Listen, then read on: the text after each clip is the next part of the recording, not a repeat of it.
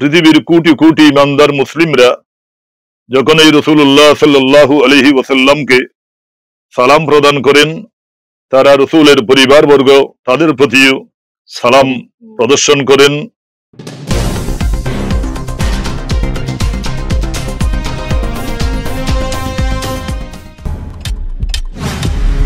আসসালামু আলাইকুম ওয়া রাহমাতুল্লাহি তাআলা ওয়া বারাকাতুহু। আলহামদুলিল্লাহ ওয়াসসালাতু ওয়াসসালামু আলা রাসূলিল্লাহ ওয়া আলা আলিহি ওয়া আহলি বাইতিহি ওয়া ইতরাতিহি ওয়ান নাসি আজমাইন। আউযু বিল্লাহি মিনাশ শাইতানির রাজীম। বিসমিল্লাহির রহমানির রহিম। কুল লা আসআলুকুম আলাইহি আজরা ইল্লাল মাওয়াদ্দাতা ফিল কুরবা। সাদাকাল্লাহুল আযীম ওয়া সাদাকা রাসূলুহুন নাবিয়্যুল আমিনুল কারীম। সম্মানিত দর্শক শ্রোতা, দেশ বিদেশ থেকে যেখান থেকে পবিত্র আশুরা স্মরণে পি নিউজ অনলাইন চ্যানেলের বিশেষ আয়োজন সুলতানে কারবালা শীর্ষক আলোচনা অনুষ্ঠান দেখতে পাচ্ছেন, সকলকে আমাদের পি নিউজ অনুষ্ঠানের পক্ষ থেকে প্রীতি ও শুভেচ্ছা অভিনন্দন জানাচ্ছি। আমাদের আজকের আলোচ্য বিষয় কোরআন হাদিসের আলোকে আহলে বাইতে রাসূল সাল্লাল্লাহু তাআলা আলাইহি ওয়াসাল্লাম এর মর্যাদা ও তাদের প্রতি ভালোবাসা প্রদর্শনের ফজিলত।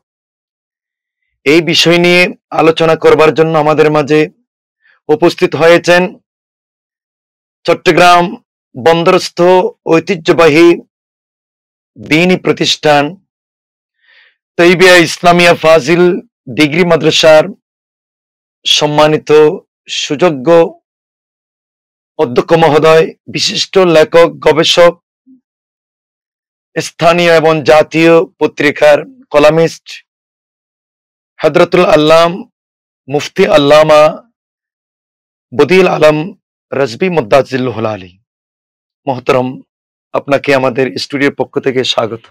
আপনাকেও ধন্যবাদ। শুকরিয়া। সম্মানিত দর্শক শ্রোতা, আমাদের মূল প্রতিপাদ্য বিষয়ের উপর আলোকপাত করবেন সম্মানিত আলোচকের কাছে প্রথম প্রশ্ন, পবিত্র কোরআন ও হাদিসের আলোকে আহলে বাইতে আতহার, আহলে বাইতে রাসূল সাল্লাল্লাহু তাআলা আলাইহি ওয়াসাল্লাম এর মর্যাদা নিয়ে কোনো বর্ণনা আছে কিনা এ ব্যাপারে দর্শক শ্রোতাদের উদ্দেশ্যে বলবেন। বিসমিল্লাহির রহমানির রহিম। পি নিউজ অনলাইন চ্যানেলে দেশ বিদেশের দর্শক শ্রোতা সকলের প্রতি জানাচ্ছি আন্তরিক অভিনন্দন ও মোবারকবাদ। সুলতানে কারবালা শিরোনামে আজকের এই আলোচনা পর্বে সম্মানিত বিজ্ঞ উপস্থাপক একটি গুরুত্বপূর্ণ বিষয়ের অবতারণা করেছেন। কোরআন ও হাদিসের আলোকে আহলে বাইতে রাসূলের মর্যাদা সম্পর্কে। সম্মানিত দর্শক শ্রোতা, মহান রব্বুল আলামিন মহাগ্রন্থ আল কোরআনুল কারীমে আহলে বাইতে রাসূল সম্পর্কে, তাদের মর্যাদা এবং তাদের প্রতি ভালোবাসা প্রদর্শনের বিষয়ে বিভিন্ন আয়াতে অত্যন্ত গুরুত্বপূর্ণ নির্দেশনা দিয়েছেন। প্রথমে আমরা আহলুল বাইত এই শব্দটি দুটি আরবি শব্দের সমন্বয়ে গঠিত। আহলুল বাইত, একটি হচ্ছে আহাল আর একটি হচ্ছে বাইত। দুটি আরবি শব্দ, কোরআনের শব্দ। আহাল শব্দ এক বচন, এর বহু বচনে আহলুনা ব্যবহার হয়। আহাল অর্থ হচ্ছে অধিকারী, আহাল অর্থ হচ্ছে অনুসারী। যেমন আহলুল বাইত, বাইত অর্থ হচ্ছে ঘর, ঘরের যারা পরিবারে বসবাসকারী, ঘরের বাসিন্দা, পরিবারবর্গ, তাদেরকে বলা হয় আহলে বাইত। আহাল শব্দটি হচ্ছে ব্যাপক অর্থবোধক। এটি মুযাক্কার এবং মুআন্নাস, পুল্লিঙ্গ এবং স্ত্রীলিঙ্গ উভয় ক্ষেত্রে ব্যবহৃত হয়। তো আহলুল বাইত বলতে ইসলামে এই পরিভাষা নবী পরিবারের প্রতি, নবীজি সাল্লাল্লাহু আলাইহি ওয়াসাল্লামের পরিবার বর্গের প্রতি ব্যবহৃত হয়। আহল শব্দ আরো বিভিন্ন ভাবে ব্যবহৃত হয়ে আসছে, যেমন আহলুল কোরআন, কোরআনের অনুসারী; আহলুল মদিনা, মদিনাবাসী; এভাবে বলা হয় আহলুস সুন্নাহ, ইসলামের মূল দর্শনে যারা বিশ্বাসী, সুন্নতের আদর্শে যারা উজ্জীবিত অনুসারী, তাদেরকে আহলুস সুন্নাহ বলা হয়। তো আহলুল বাইত এই শব্দটি কোরআনুল কারীমের দুটি সূরাতে দেখা যাচ্ছে। সূরা হুদ ৭৩ নম্বর আয়াতে কারীমায় আল্লাহ পাক আহলুল বাইত শব্দ উল্লেখ করেছেন।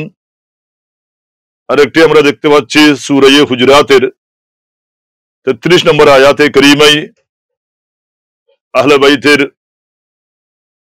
পূত পবিত্রতা, তাদের মর্যাদা সম্পর্কে আল্লাহ পাক আলোকপাত করেছেন। ইরশাদ হয়েছে, ইন্নামা ইউরিদুল্লাহু লিইয়ুযহিবা আনকুমুর রিজসা আহলাল বাইত ওয়া ইউতাহহিরাকুম তাতহীরা। হে নবীর পরিবার,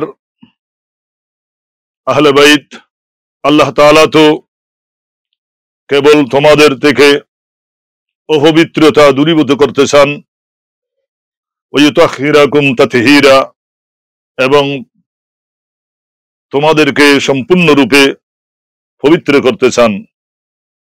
এই আয়াতে কারীমায় আহলে বাইতের রাসূল, নবীর পরিবার বর্গ, তাদের পূত পবিত্রতার ঘোষণা কুদরতের জবানে বিঘোষিত হয়েছে। এভাবে কোরআনুল কারীমের নবীজির নিকটাত্মীয় পরিবার বর্গ যারা, তাদের প্রতি ভালোবাসার দাবি, এটা ঈমানের দাবি, ইসলামের দাবি। মুসলমান মাত্রই রাসূলুল্লাহ সাল্লাল্লাহু আলাইহি ওয়াসাল্লামকে যেমনি ভাবে ভালোবাসবেন, রাসূল পাকের পরিবার বর্গ এবং রাসূল পাকের আওলাদ যারা, তাদের প্রতি ভালোবাসা প্রদর্শন করা, এটাও ঈমানের অপরিহার্য বিষয় হিসেবে তারা মুসলমানরা মনে করে থাকেন। এই জন্য পৃথিবীর কোটি কোটি ইমানদার মুসলিমরা যখন এই রাসূলুল্লাহ সাল্লাল্লাহু আলাইহি ওয়াসাল্লামকে সালাম প্রদান করেন, তারা রাসূলের পরিবার বর্গ তাদের প্রতিও সালাম প্রদর্শন করেন। এটা হচ্ছে ভালোবাসার নিদর্শন, এটাই হচ্ছে আয়াতে কারীমার দাবি। কোরআনুল কারীমের সূরা শুআরা 25তম পারা 23 নম্বর আয়াতে কারীমায় আল্লাহ পাক রব্বুল আলামিন ইরশাদ করেছেন, কুল লা আসালুকুম আলাইহি আজরা ইল্লাল মুআদ্দাতা ফিল কুরবা। প্রিয় নবী, আপনি বলুন যে আমি তোমাদের থেকে কোনো প্রতিদান চাই না, আমার নিকটাত্মীয়দের প্রতি ভালোবাসা ব্যতিরিক্ত অন্য কোনো প্রতিদান চাই না। আমি দ্বীনের জন্য, ইসলামের জন্য নিজের মাতৃভূমি ত্যাগ করেছি। আমি উহুদের ময়দানে দন্দন মুবারক শহীদ করেছি, তাইফের ময়দানে রক্তাক্ত হয়েছি। আমি সব কিছু দ্বীনের জন্য উৎসর্গ করেছি। আমি তোমাদের থেকে এর কোনো প্রতিদান চাই না, কেবলমাত্র আমার নিকটাত্মীয় যারা, তাদের প্রতি ভালোবাসা চাই। এই আয়াতে কারীমার প্রসঙ্গে একটি হাদিস প্রণিধানযোগ্য। তাবরানী শরীফের হাদিস। ইরশাদ হয়েছে, আন ইবনে আব্বাস রাদিয়াল্লাহু তাআলা আনহু قال لما نزلت هذه الآيات الكريمة قل لا أسألكم عليه أجرا إلا المودة في القربى قالوا يا رسول الله من قرابتك هؤلاء الذين وجبت علينا مودتهم قال علي وفاطمة وابناهما رواه الطبراني। সুবহানাল্লাহ। রাসূল করিম সাল্লাল্লাহু আলাইহি ওয়াসাল্লামের সাহাবী হযরত আব্দুল্লাহ ইবনে আব্বাস রাদিয়াল্লাহু তাআলা আনহু থেকে বর্ণিত হয়েছে যে যখন কোরআনুল কারীমের সূরা শুআরার আয়াতে কারীমা কুল লা আসালুকুম আলাইহি আজরা ইল্লাল মুআদ্দাতা ফিল কুরবা, এই আয়াতে কারীমা যখন অবতীর্ণ হলো, সাহাবায়ে ইকরাম জিজ্ঞেস করলেন যে নবী সাল্লাল্লাহু আলাইহি ওয়াসাল্লামের নিকট, ইয়া রাসূলুল্লাহ, মান কারাবাতুকা হাউলাই আল্লাযীনা ওয়াজিবাত আলাইনা মুআদ্দাতুহুম, তারা কারা যাদের প্রতি ভালোবাসা প্রদর্শন করা আয়াতে কারীমায় আমাদের উপর ওয়াজিব করা হয়েছে। অপরিহার্য করা হয়েছে। তারা কারা? রাসূল আকরাম সাল্লাল্লাহু আলাইহি ওয়াসাল্লাম বলেছেন, আলীউন ও ফাতেমাতু ওয়া আবনাহুমা, এরা হচ্ছেন হযরত আলী এবং ফাতেমা, হযরতে আমার কলিজার টুকরা হযরতে ফাতেমা আয-জাহরা ওয়া আবনাহুমা, এবং তাদের সন্তানদ্বয় আমার দৌহিত্র হযরতে ইমামে হাসান ইমামে হুসাইন, যাদেরকে হাদিসের ভাষায় রাসূল আকরাম সাল্লাল্লাহু আলাইহি ওয়াসাল্লাম ইন্নাল হাসানা ওয়াল হুসাইনা সাইয়্যিদা শাবাবি আহলিল জান্নাহ, যাদের মর্যাদা প্রসঙ্গে বলেছেন হাসান এবং হুসাইন এই দুইজন হচ্ছে জান্নাতের যুবকদের সরদার, এবং যাদেরকে প্রতি ভালোবাসা প্রদর্শন করাকে রাসূলের প্রতি ভালোবাসার নামান্তর বলা হয়েছে। মান আহাব্বাহুমা ফাকাদ আহাব্বানি ওয়া মান আহাব্বানি আহাব্বাহুল্লাহ, যারা তাদের প্রতি ভালোবাসা প্রদর্শন করলো তারা আমার প্রতি ভালোবাসা প্রদর্শন করলো, আর যারা আমার প্রতি ভালোবাসা প্রদর্শন করলো তারা মূলত আল্লাহর প্রতি ভালোবাসার প্রকাশ করলো। সুতরাং রাসূল করিম সাল্লাল্লাহু আলাইহি ওয়াসাল্লামের আওলাদ যারা, বংশধর যারা, নিকটাত্মীয় যারা, তাদের এই আয়াতে করিমের ব্যাখ্যায় হযরত আব্দুল্লাহ ইবনে আব্বাসের বর্ণিত হাদিসের মধ্যে তাদের মর্যাদা আলোকপাত হয়েছে। প্রথম নম্বরে মাওলা আলী শেরে খুদার কথা বিবৃত হয়েছে। আমরা জানি হযরতে মাওলা আলী সে মহান সাহাবা, ইসলামের চতুর্থ খলিফা, আমিরুল মুমিনিন, খলিফাতুল মুসলিমিন, যাকে প্রিয় নবী সাল্লাল্লাহু আলাইহি ওয়াসাল্লাম দশম হিজরিতে বিদায়ী হজের মুহূর্তে গদির হুমের ভাষণে যার মর্যাদা সম্পর্কে, যার হাত উঁচু করে ধরে অসংখ্য সাহাবাই ইকরামের সামনে ইরশাদ করেছিলেন, মান কুনতু মাওলাহু ফাআলিয়ুন মাওলাহু, সুবহানাল্লাহ, আমি যাদের অভিভাবক আলীও তাদের অভিভাবক। এই হাদিসের মাধ্যমে হযরত আলী রাদিয়াল্লাহু তাআলা আনহুর বিশেষত্ব, তার মর্যাদা বিকশিত হয়েছে, এবং হুজুর আকরাম সাল্লাল্লাহু আলাইহি ওয়াসাল্লাম অসংখ্য বর্ণনায়, অসংখ্য হাদিসে মাওলা আলী শের খুদার মর্যাদার ইঙ্গিত দিয়েছেন।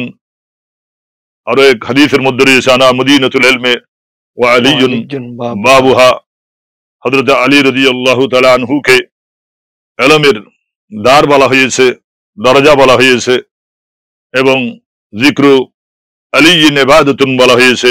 আলী রাদিয়াল্লাহু আনহু স্মরণ করা, আলীর আলোচনা করা, এটাকে ইবাদত হিসেবে গণ্য করা হয়েছে।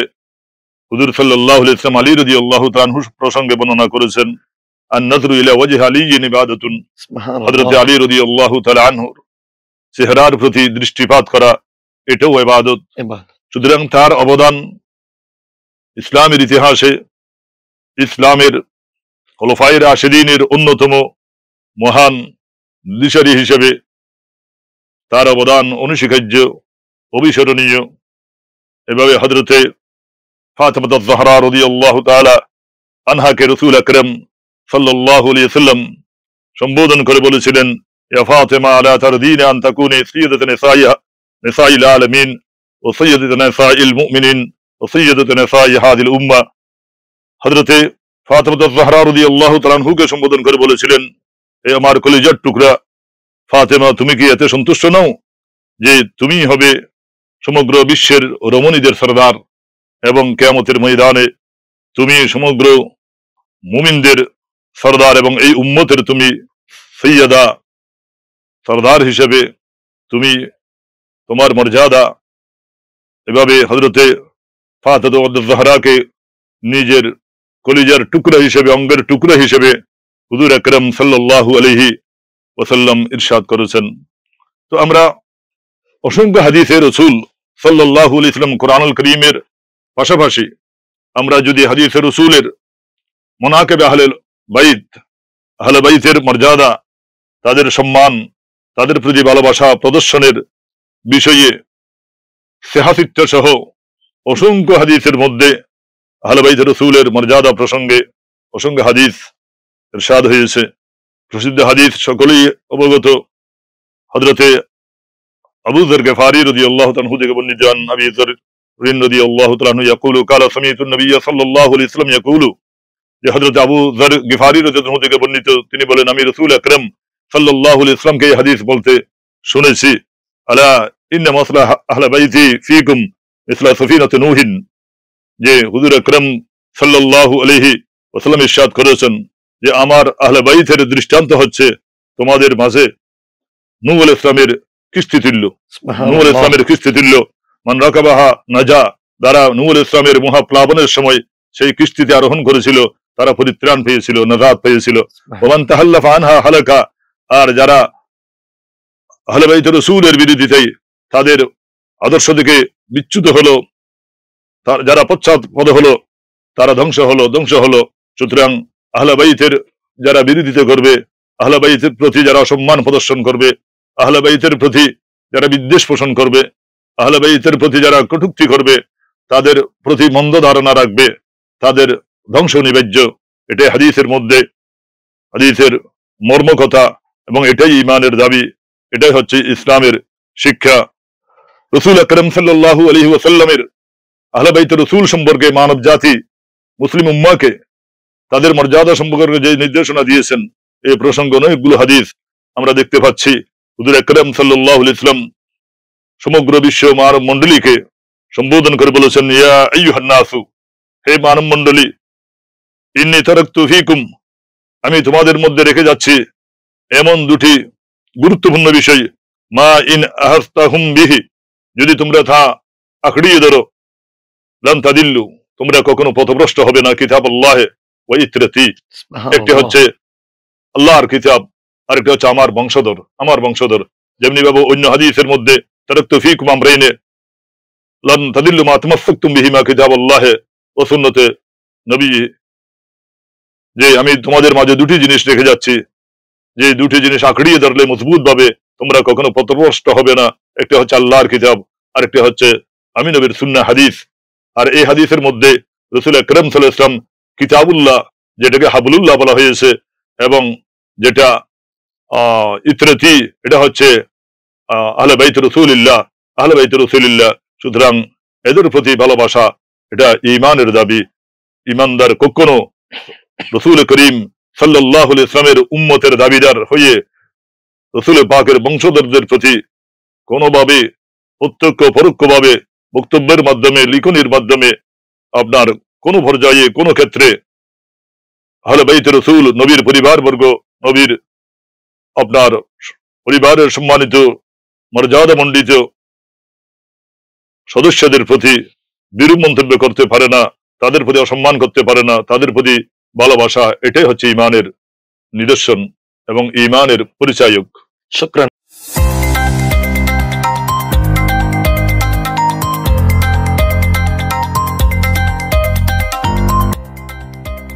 সত্যের সন্ধানে নির্ভীক, P News TV।